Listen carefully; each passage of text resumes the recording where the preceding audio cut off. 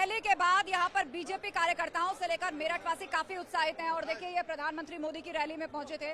इन्होंने एक अलग ही गेटअप बनाया हुआ है। बिहार के बेगूसराय से आए हैं, गदा वदा इनके हाथ में है, सर पे कमल है और प्रधानमंत्री मोदी की तस्वीर इनके गले में है। जी, क्या संदेश देना चाहते हैं?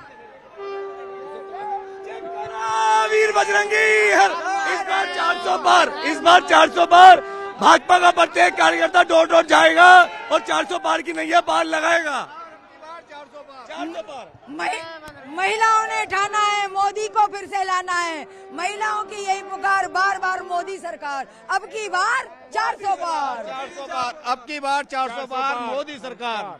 नहीं, ये तो ठीक है, ये तो नारेबाजी की बात हुई, लेकिन मुझे बताइए कि यहाँ के मुद्दे क्या हैं, काम क्या हुआ है यहाँ क्षेत्र में? बहुत विकास हुआ है। चारों तरफ देखिए सड़कों का विकास हो गया। जो दूरियां हमारी वो घंटों में तय होती थी वो 10 मिनट में तय है। महिला शक्ति बहुत इस समय सुरक्षित महसूस करती है।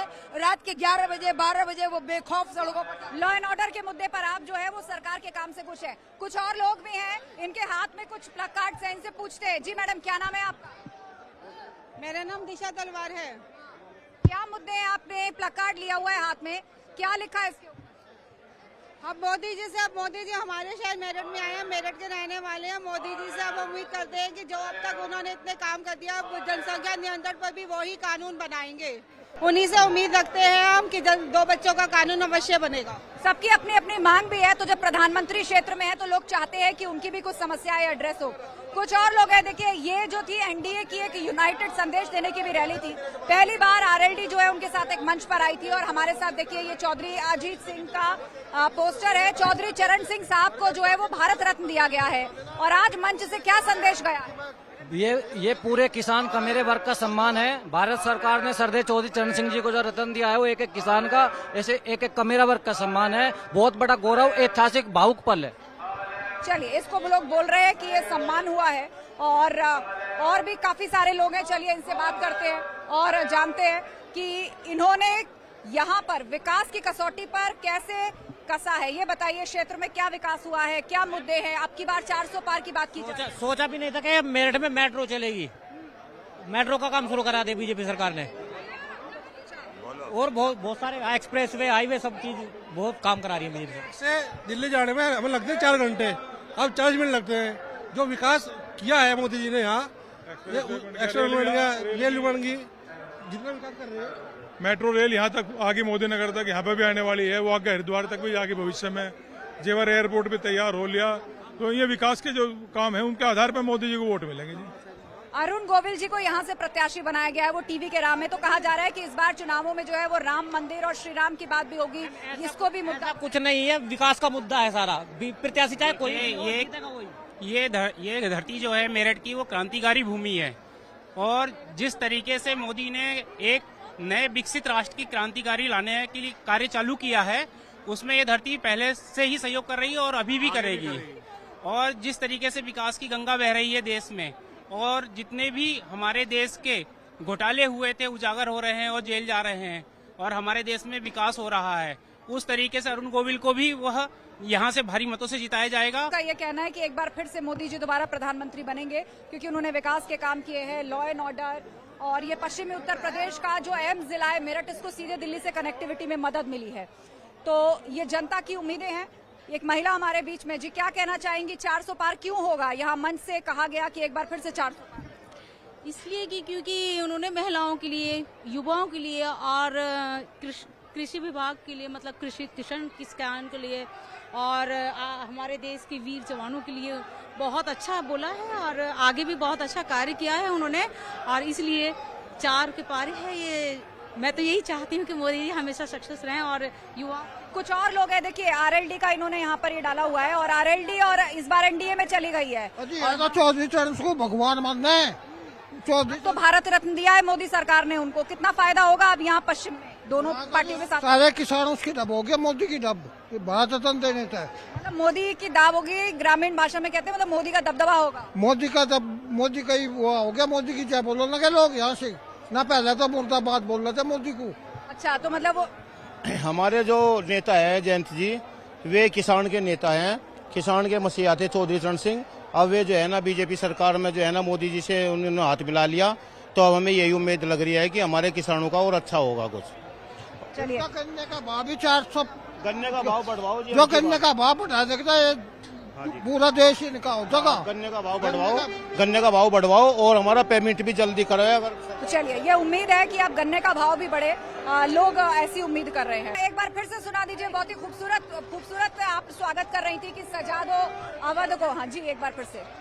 सजा दो घर को गुलशन सा, मेरे घर राम आए हैं। सजा दो घर को गुलशन सा, मेरे घर राम आए हैं।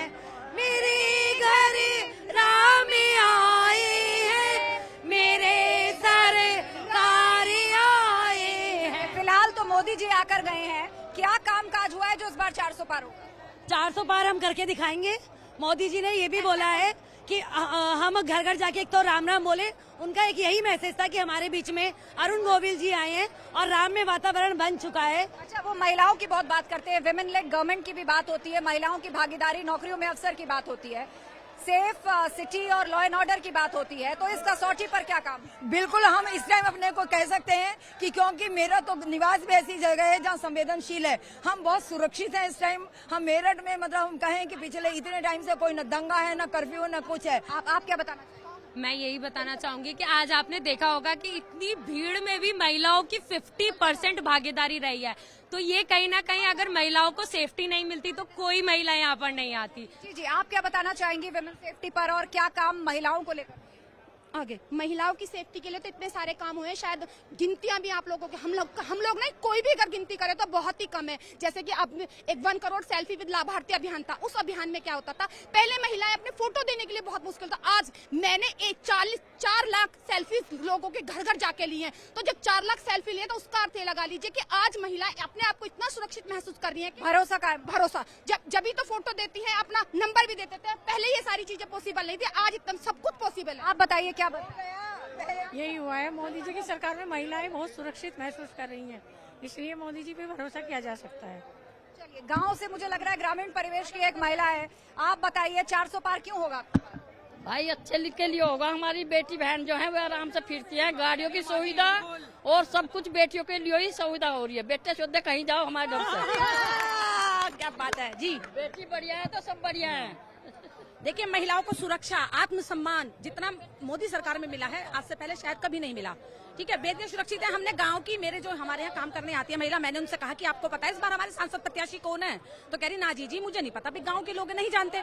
तो मैंने कहा जिन्होंने सबसे पहली पुरानी रामायण में श्री राम का किरदार निभाया था वो हमारे प्रत्याशी है। इतना सुनने के बाद ही वो महिला इतनी खुश हुई कि उसने नाम भी जानना जरूरी समझा कि कुल मिलाकर आप देख रहे हैं लोगों का रिएक्शन, उनकी उम्मीदें और अभी तक के जो कामकाज हुए उसे लेकर लोगों ने अपने विचार दिए हैं। तो कुल मिलाकर प्रधानमंत्री मोदी की इस रैली के बाद कहा जा रहा है कि पश्चिम से संदेश जो भेजना था वो चला गया है, अब फैसला जनता के हाथ में है। मुस्लिम महिलाएं भी है जो प्रधानमंत्री मोदी की रैली में आई हैं, उनसे बात करते हैं, उनसे जानते हैं कि आपको किन बातों ने प्रभावित किया। जी, हमारे माननीय प्रधानमंत्री जी ने देश में बदलाव देखो, सभी देख रहे हैं इस चीज को और हम भी देख रहे हैं।